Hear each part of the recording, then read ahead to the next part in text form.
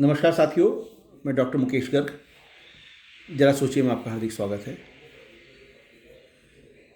साथियों, बिहार में एक successful special intensive revision of voter electoral के बाद भारतीय चुनाव आयोग ने 12 अन्य राज्यों में इसका अभियान चलाया हुआ है, जिनमें से पश्चिम बंगाल, केरल, उत्तर प्रदेश वो प्रमुख राज्य हैं जिनमें आगामी 1 से 2 वर्षों के अंदर चुनाव होने हैं।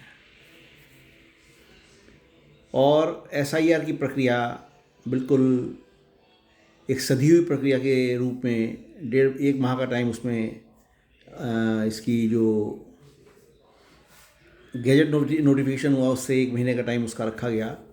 उसके बाद इसकी जो है वो ड्राफ्ट वोटर लिस्ट छपेगी, फिर उसके अंदर 1 माह का टाइम मिलेगा उसके अंदर करेक्शन का सुझाव देने का, और उसके बाद फाइनल लिस्ट छप जाएगी। उत्तर प्रदेश के अंदर, केरल के अंदर और राज्यों के अंदर, जिसमें मध्य प्रदेश वगैरह भी हैं, इनके अंदर सबके अंदर जो है, राजस्थान भी, मध्य प्रदेश भी, इनके अंदर पूरी कार्यवाही सुचारू रूप से चल रही है। सिर्फ और सिर्फ पश्चिम बंगाल एक ऐसा राज्य है जहाँ की मुख्यमंत्री इस एसआईआर का विरोध कर रही हैं, और विरोध करने के लिए उन्होंने जो तरीका अपनाया है वो देश के लिए आने वाले समय के लिए बहुत घातक सिद्ध होने वाला है। साधारणतया जितने भी जनगणना के कार्य होते हैं, जितने भी वोटर लिस्ट से रिलेटेड कार्य होते हैं, वो प्रदेशों के जो सरकारी शिक्षक होते हैं बेसिक स्कूलों के, उनके जिम्मे दिया जाता है उस काम को, और वही लोग इस काम को अंजाम देते हैं।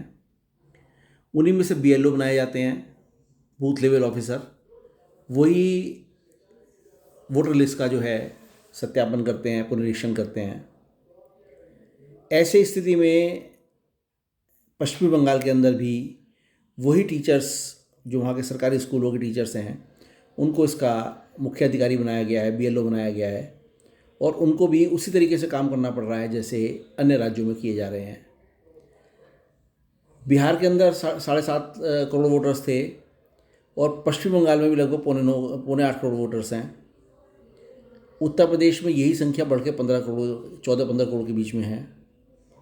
वहाँ भी कार्यक्रम सुचारू रूप से चल रहा है, लेकिन पश्चिमी बंगाल के अंदर ममता बनर्जी ने बीएलओ के आत्महत्या करने की, बीएलओ के रेजिग्नेशन करने की और बीएलओ से धरना प्रदर्शन कराने की जो नई रणनीति बनाई है, उससे आने वाले समय में सरकार को अपने पूर्णकालिक अध्यापन कर्मचारियों से काम लेना भारी हो जाएगा।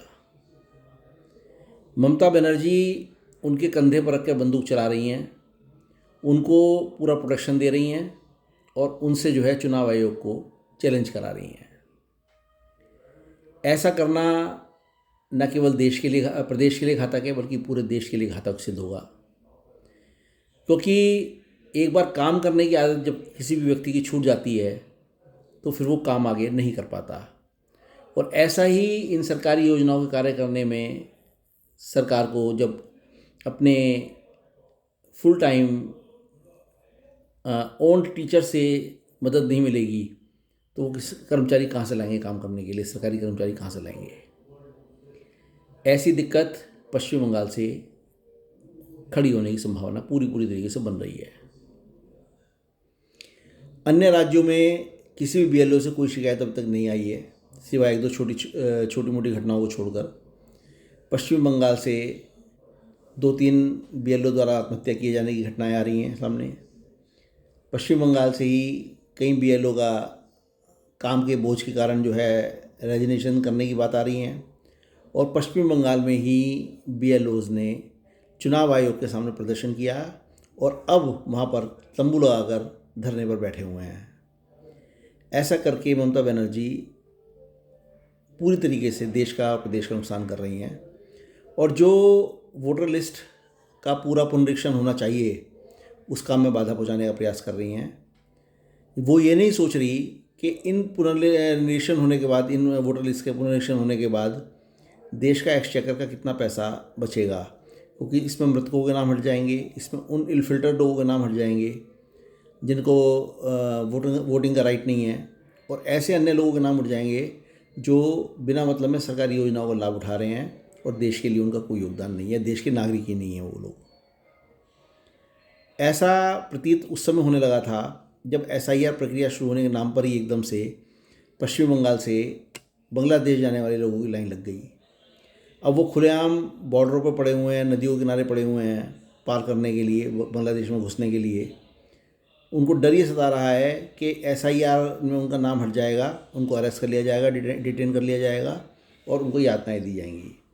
इस डर से वो छोड़ कर भाग रहे हैं, और वही कारण है कि ममता बनर्जी को अपने वोटर्स का डर सता रहा है, और उन्होंने उसको विरोध करने का जो तरीका BLOs को सामने खड़ा करके अपनाया है, उसका उन्होंने एक बहुत गलत उपयोग सरकारी कर्मचारियों को किया है। जरा सोचिए। साथियों, यदि मेरे विचार आपको उचित लगें तो कृपया मेरे चैनल को लाइक कीजिए, शेयर कीजिए और सब्सक्राइब कीजिए। धन्यवाद।